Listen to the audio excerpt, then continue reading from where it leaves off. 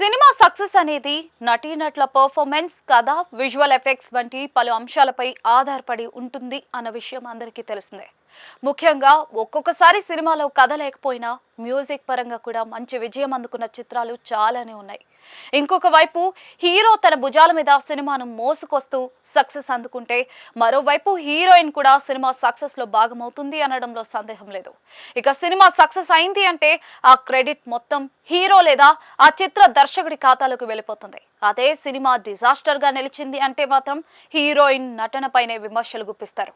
అంతేకాదు, ఒక cinema disaster అయింది అంటే ఆ సినిమా హీరోయిన్ వల్లే డిజాస్టర్ అయిందనే నిందలు కూడా ఇండస్ట్రీలో ఎప్పటి నుంచో హీరోయిన్స్ మోస్తున్నారనే వాదన వినిపిస్తూనే ఉంది.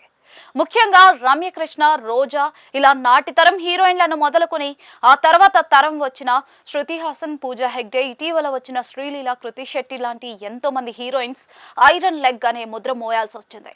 ముఖ్యంగా ఇండస్ట్రీలో హీరోయిన్ నటించిన సినిమాలు వరుసగా ఫ్లాప్ అవుతున్నాయి అంటే ఇక ఆ హీరోయిన్ పై ఐరన్ లెగ్ అనే ముద్ర వేస్తూ ఉన్నారు. అయితే అదే సమయంలో హీరోలు వరుసగా డిజాస్టర్లను మూటగట్టుకున్నా కూడా వారిపై పడని ముద్ర హీరోయిన్లకే ఎందుకు అంటూ తనదైన శైలిలో ప్రశ్నించింది భాగ్యశ్రీ. ఇకపోతే ఇటీవల లెనిన్ చిత్రంతో తన కెరియర్ లో ఎట్టకేలకు విజయాన్ని అందుకున్న ఈమె మునుపటి చిత్రాలన్నీ ఫ్లాప్ అవడంతో ఒకప్పుడు తెలుగు మీడియా కూడా ఈమెపై ఐరన్ లెగ్ అనే ముద్ర వేసింది. ఈ నేపథ్యంలోనే తాజాగా ఒక ఇంటర్వ్యూలో పాల్గొన్న భాగ్యశ్రీ ఐరన్ లెగ్ అనే ట్యాగ్ పై స్పందించింది. ఐరన్ లెగ్ అనే ట్యాగ్ నాపై వేసినందుకు నేను ఏ రోజు కూడా బాధపడలేదు, కానీ దానికి అసలైన అర్థం తెలియకపోవడంతో ఏర్పడిన గందరగోళం నన్ను బాధించింది అంటూ ఆమె చెప్పుకొచ్చింది. స్క్రిప్ట్ లో మార్పులు, ఎడిటింగ్ లో నిర్ణయాలు, సినిమా నిర్మాణంలోని ఇతర సృజనాత్మక అంశాలపై నటికి ఎలాంటి నియంత్రించే హక్కు లేనప్పుడు ఒక సినిమా డిజాస్టర్ అయింది అంటే ఆమెనే ఎందుకు తరచుగా నిందిస్తారు అంటూ తనదైన శైలిలో ప్రశ్నించింది.